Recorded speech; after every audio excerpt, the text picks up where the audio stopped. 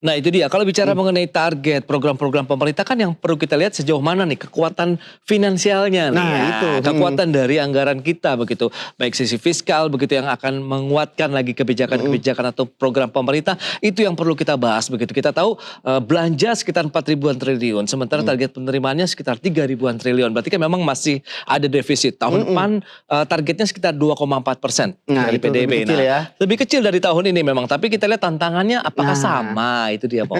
Nah kita uji dulu nih RAPBN 2027 akan seperti apa nanti. Nah di Oke. sini sudah hadir langsung nih Mas Yanuar Rizky selaku ekonom dari Bright Insight. Nah selamat datang Mas. Halo Mas, apa kabar? Baik, Ya tadi kita berdua udah bicara banyak hal nih ya mengenai RAPBN yang sudah dibacakan oleh Pak Presiden kemarin. Pak Prabowo udah banyak hal lah, mulai dari pendidikan, renovasi, apa sektor kesehatan, puskesmas dan lain-lain. Nah tapi kira-kira rancangan ini untuk dari segi penerimaan ya kira-kira sudah tepatkah yang dilakukan oleh pemerintah? Oke, gini. Jadi kalau saya lihat ya, dari sudut pandang penerimaan itu, saya mungkin ingin mengambil sisi optimisme yang selalu dikatakan oleh Menteri Keuangan Purbaya Sadewa. Optimis terus Pak Dima. Ya, jadi dia penganut sebetulnya Alan Greenspan wannabe lah. Iya. Jadi artinya Oke. memberikan insight positif sehingga market ikut positif. Yep. Tapi problemnya kan kalau Alan Greenspan dia habis ngomong positif, dia kemudian nyuruh market makernya kan. Kalau ini agak kontra nih, ngomong positif, market makernya juga dia serang gitu kan. Jadi kan agak kontraproduktif. Tapi mungkin yang perlu kita lihat gini. Jadi walau dilihat ya Mas Momo dan Mas Pras, sebenarnya pemerintah itu di triwulan 1 tuh tertekan, di April tuh tertekan. Tanda tertekannya tuh apa? Satu, bid ratio dalam hal, jadi bid ratio tuh gini, pemerintah menawarkan penerbitan surat utang di triwulan 1 untuk APBN 2026. Jadi kan berapa target defisit? Kemudian target defisit itu ditawarkanlah penerbitan surat utang. Dalam penerbitan surat utang itu di Maret itu angka bid rasionya itu turun. Jadi bid ratio itu artinya apa? Jadi kalau di tahun sebelumnya saya misalnya nawarinnya 100. Yang masukin kan penawaran 100. Yang masukin permintaan dari market itu cenderung rata-rata itu ada di 2,5 kalinya. Ya. Jadi artinya kalau 100 yang masukin itu 250. Dan kecenderungan di era-era sebelumnya selalu di front loading. Betul. Jadi artinya front loading itu gini, bahwa sebetulnya kebutuhannya berapa, tapi karena market masukinnya banyak, diambil nih atas pertimbangan karena apa, suku bunga ke depan mungkin tinggi, ini rendah dan sebagainya. Itulah yang sebetulnya kalau kita perdebatkan yang selalu diklaim-klaim tentang saldo anggaran lebih. Jadi saldo anggaran lebih itu sebetulnya akumulasi silva. Jadi silva itu, jadi APBN itu gini Mas Pras dan Mas Momo, penerimaan realisasi, kemudian belanja realisasi belanja, realisasi penerbitan surat utang untuk defisit. Di bawahnya itu silva. Jadi kalau ada silva itu bisa karena belanjanya tidak mencapai realisasi, bisa penerimaannya melebihi realisasi, atau bisa karena menarik surat utangnya melebihi dari realisasi. Jadi kita tuh sebetulnya harus bicara juga soal realisasi nih, bukan hanya angka postur APBN. Nah dalam posisi seperti ini silva itu selalu terjadi. Kalau ada silva tahun berjalan, kalau di perusahaan itu laba tahun berjalan nih namanya, silva ini masuklah ke yang namanya saldo anggaran lebih. Itulah yang udah jadi 425 triliun. Jadi kalau kita bicara dana sal yang uang banyak yang di BI dipindahkan ke Himbara, sebetulnya historisnya itu bukan uang tanpa uang. Itu dari hutang, akumulasi dari hutang. Nah itu posisinya nih. Nah dalam track record kita sepanjang sejarah kita realisasi APBN, silva kita tuh selalu tinggi. Nah tadi saya bilang satu, bid rasionya tuh turun ke 1,4 waktu itu. Jadi artinya yang dari rata-rata 2,5 di Maret itu turun ke 1,4, drop jauh. Kemudian silvanya yang biasanya kita punya silva besar, drop juga. Cenderung sebetulnya kalau kita lihat di posisi Maret itu pemerintah kelihatan punya posisi tekanan cash flow. Oke. Makanya di April kan sempat APBN kita delay. Iya. Ini delay segala macam gitu ya. Tapi Padahal kemudian biasanya di awal bulan ya. awal bulan. Jadi tekanan itu terjadi. Nah, dari tekanan yang terjadi itu setelah April kan senyum lagi, itu yang dibilang kan, kalau Menteri Keuangannya senyum, saya tenang. Ekonomi masih aman. Ekonomi masih aman lah gitu. Nah, dari situ sebetulnya Purbaya mengatakan bahwa defisit itu kan cyclical, kan dia bilang. Siklus aja. Di Maret itu siklus. Buktinya dia bilang di Maret, di April, di Mei, dan juga di Q2, di triwulan 2, dia bilang udah positif. Dan Purbaya mengatakan walaupun postur APBN realisasi di triwulan 1 itu jelek, tapi penerimaan negaranya positif. Naik 30% dia bilang. Ya, naik 30%. Tahun sebelumnya nih, agar ada ingatan kita, waktu sebelumnya di 2025, itu posisinya penerimaan negara kita tuh realisasinya drop, Mas. Iya, 2005. Nah, realisasinya drop, sehingga orang banyak yang ngomong bahwa perekonomian Indonesia ini fiskalnya mulai berbahaya tuh, orang mulai ngomong di situ tuh. Karena penerimaan negaranya turun, di saat belanjanya naik akibat hutang jatuh tempo juga naik. Jadi hutang jatuh tempo kita tuh naik tuh di 2025, 2026, 2027 nih, tahun depan nih, itu hutang jatuh tempo kita naik.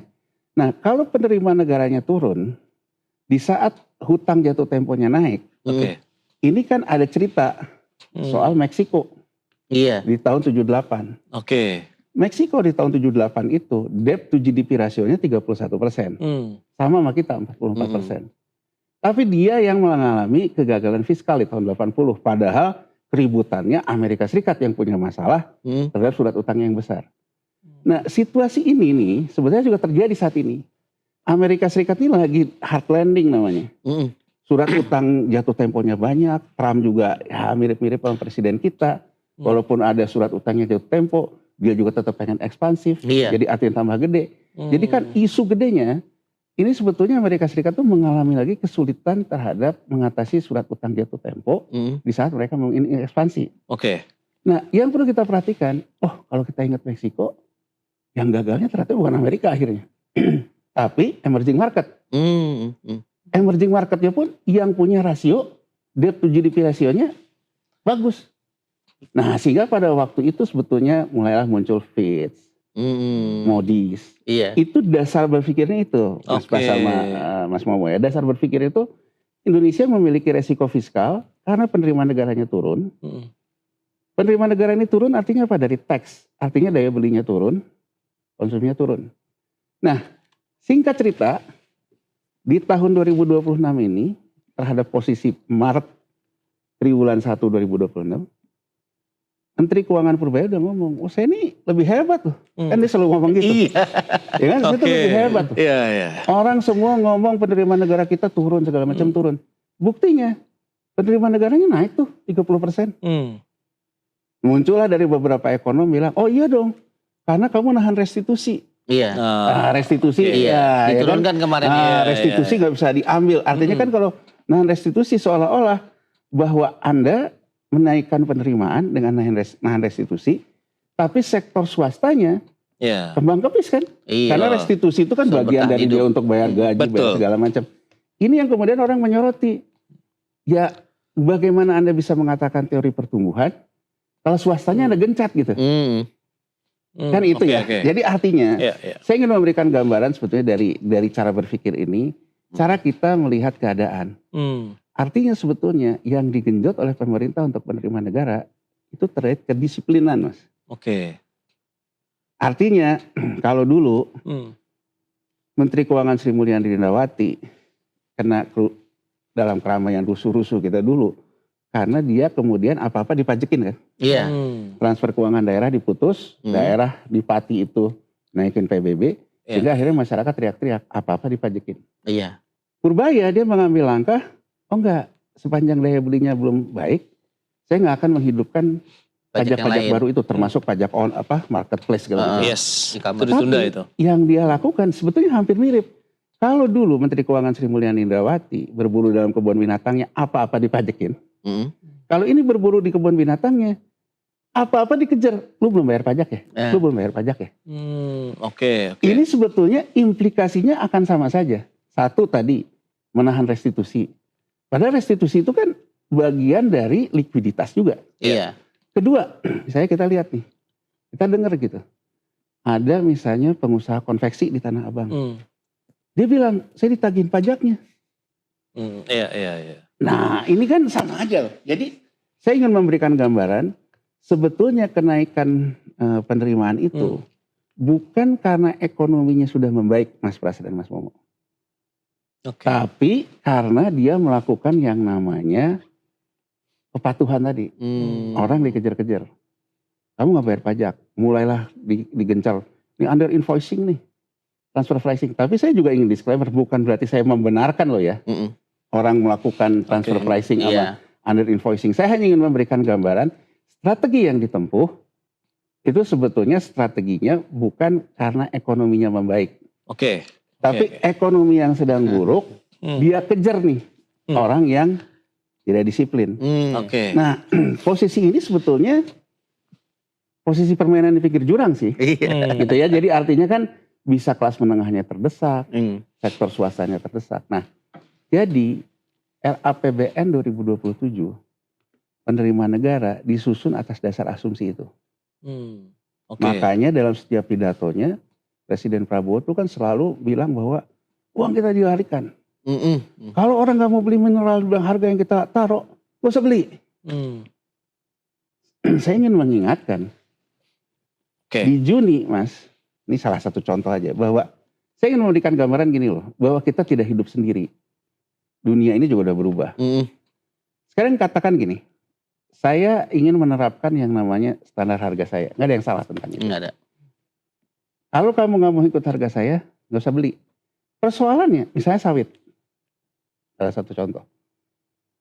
Begitu orang di Indonesia nggak mau jual sawit, ada dong yang diuntungkan Malaysia. Iya. Ya kalau Indonesia ribet, Malaysia aja. Masuklah ke sana. Jadi maksud saya gini loh, Mas Pras, Mas Momo ya. Kita harus menyadari, apakah kita dalam posisi menguasai supply, hanya kita gitu. Kalau kita menguasai supply, masih ada kompetitornya yang lain, dunia ini nggak sesempit yang dikira gitu. Jadi artinya bahwa kebijakan seperti ini dalam situasi geopolitik yang ada, itu nggak mudah. Bukan persoalan bahwa saya dilawan nih sama para oligarki, bukan hanya itu. Situasi itu nggak sesimpel itu. Oke. Nah, jadi gini, saya ingin memberikan gambaran yang agak sedikit menukik untuk kita melihat posisinya ya. Di bulan Juni itu, Cina itu pertama kadinnya menyurati presiden. Kan kita masih ingat kemarin. Nah, ketika DSI itu. Kemudian Cina juga menetapkan dia mempause impor batu bara dari Indonesia di bulan Juni. Itu kan kalau kita lihat setelah itu Danantara dan DSI melakukan pertemuan yang kemudian dikemukakan dalam pidato presiden kemarin. Dia bilang DSI itu nanti hanya sekedar bukan sebagai eksekutor, tapi sebagai orang pengawas lah ya. Akomodatif. Transaksi saja begitu ya. Akomodatif. Nah, akomodatif ini dilakukan karena apa? Karena setelah sebelumnya mengatakan mau mengontrol semuanya, ada reaksi negatif dari Cina. Dari reaksi negatif dari Cina ini dalam pidato kemarin dia sudah mulai negasi. Itu sebetulnya membuktikan bahwa sebetulnya pemerintahan ini, negara ini tergantung juga kepada negara tujuan mitra dagangnya. Dan kalau kita lihat sekarang, kalau kita lihat bahwa neraca perdagangan kita, ekspor terbesar kita, kan lawannya Cina. Nah, sekarang persoalannya, katakanlah kita udah revisi ini. Cina narik lagi nih. Apakah angka impor Cina dari kita, ekspor kita ke Cina, akan mengalami pertumbuhan, angka yang sama atau menurun? Itu kan pertanyaannya. Oke. Nah, untuk melihat kayak gitu, untuk kita melihat apakah APBN kemarin ini realistis atau enggak. Nah, gitu ya.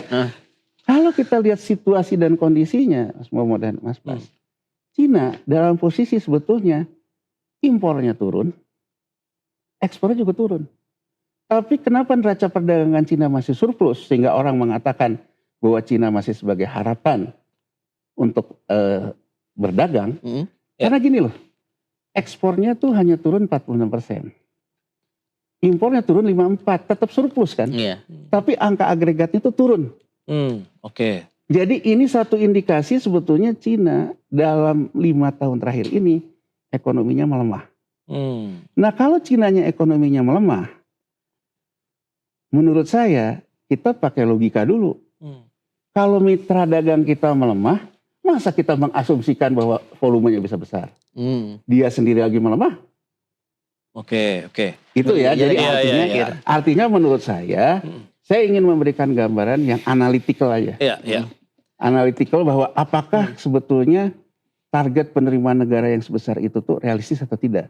Saya memberikan argumen, ya satu, Anda akan tambah menekan sektor swasta kepada pendisiplinannya. Sekali lagi saya disclaimer, bukan saya mendukung orang melakukan penggelapan pajak ya. Tapi kan bahwa segala sesuatu itu ada trade off-nya.